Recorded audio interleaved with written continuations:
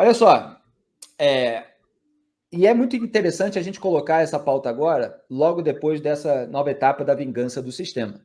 Porque isso é o tipo de coisa que tem acontecido na que eu chamo de República do Escambo, sem que haja qualquer tipo de correição extraordinária. Pelo contrário, a tentativa de institucionalização dessa sem-vergonhice. E agora a gente tem mais um exemplo do mecanismo que a gente tanto destrinchou. Enquanto ministro da Controladoria Geral da União, CGU, indicado pelo Lula, Vinícius Marques de Carvalho, renegocia os acordos de leniência, que são espécies de delação premiada de empresa, firmados pela Lava Jato, o seu escritório de advocacia presta serviços para a antiga Odebrecht, atual Novonor. Quer dizer, preste atenção, a Odebrecht quer se aliviar de multas bilionárias que foram colocadas ali no âmbito do acordo de leniência. Coincidentemente, a empreiteira contrata o escritório de advocacia do ministro da Controladoria Geral da União, órgão em que também ocorrem as tratativas desse acordo de leniência, embora nesse trâmite não tenha ali o registro ainda direto de participação do escritório, mas onde e também ocorre no CAD, vinculado ao Ministério da Justiça do próprio governo Lula. Também ocorrem ali as tratativas de acordo de leniência. Então, a empreiteira contrata o escritório de quem tem poder político em órgão de interesse dela.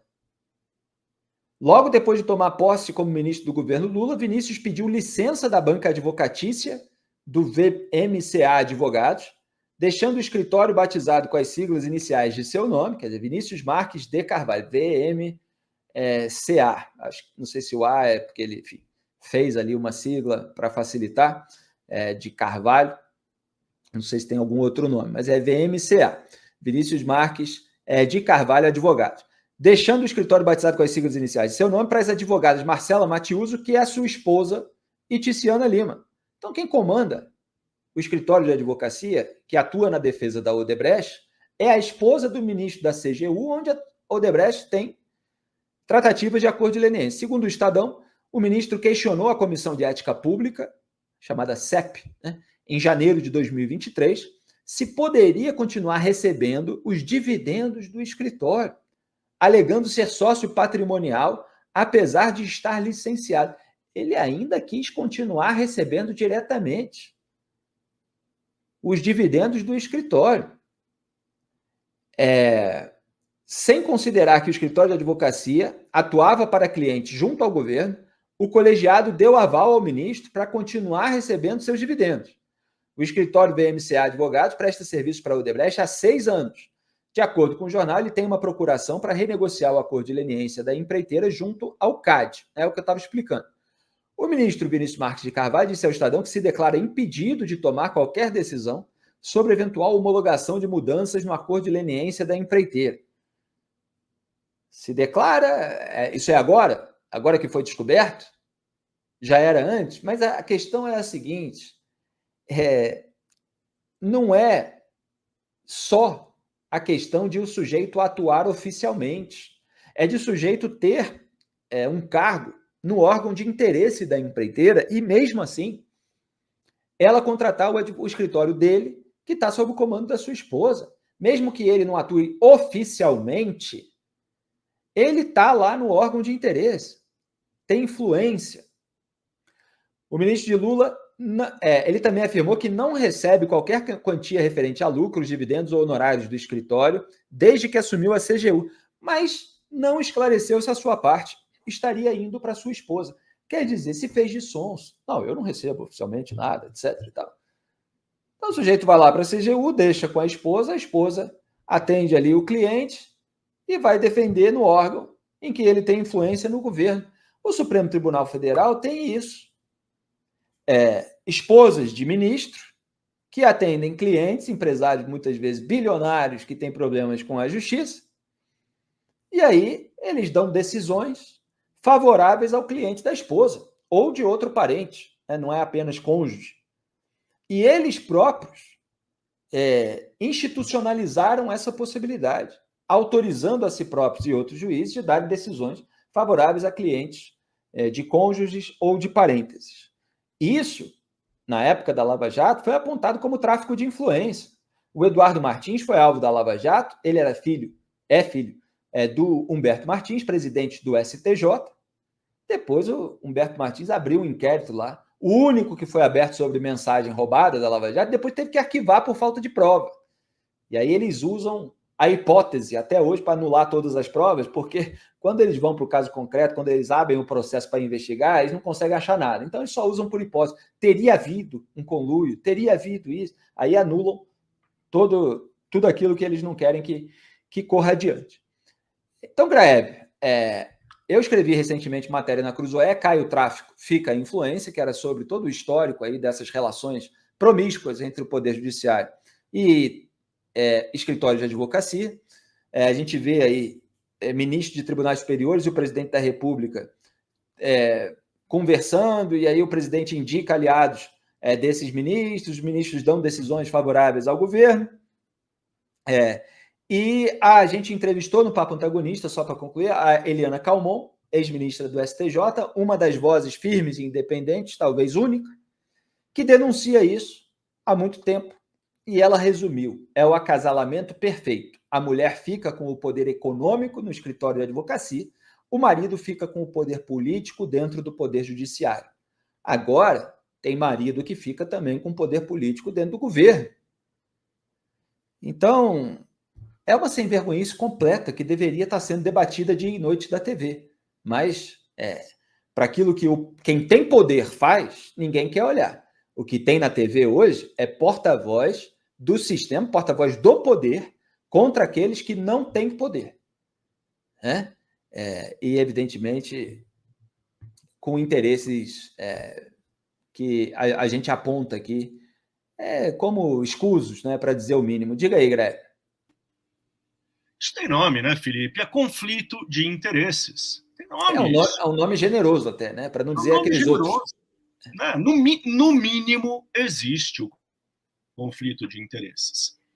E esta existência ostensiva de um conflito de interesses, ou seja, eu atuo, meu escritório, do qual eu saí, mas minha mulher continua lá, tocando o escritório e ganhando dinheiro, levando o leitinho do escritório para casa.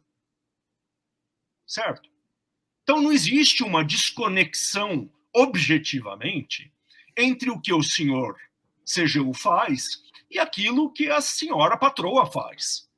Na hora que eles chegam em casa, os dois se beneficiam das duas coisas. Tem choque. Na presença de conflito de interesse, ele deveria, primeiro, ter levantado a mão de maneira muito mais enfática do que fez. Deveria se afastar desse negócio. Não pode. Não pode. Agora, Brasília e o judiciário normalizaram absolutamente a promiscuidade. Promiscuidade tem dois significados no dicionário.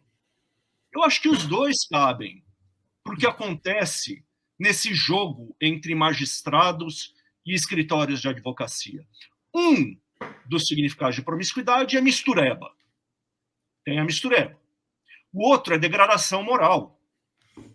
Tem também degradação moral. São as duas coisas. São as duas coisas. E o STF legitimou. Ele disse que o STF disse que é impossível verificar, imporia um ônus muito grande, verificar a atuação dos escritórios, se é cliente do parente ou não, tal. Olha só, o que o STF, ministros como Alexandre de Moraes, Gilmar Mendes, vivem querendo impor às redes sociais é o tal do dever de cuidado.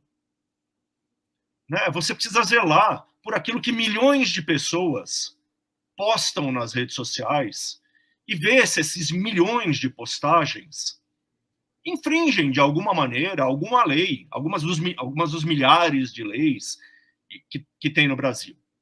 É isso que eles querem fazer com a regulamentação. Eles querem impor o dever de cuidado.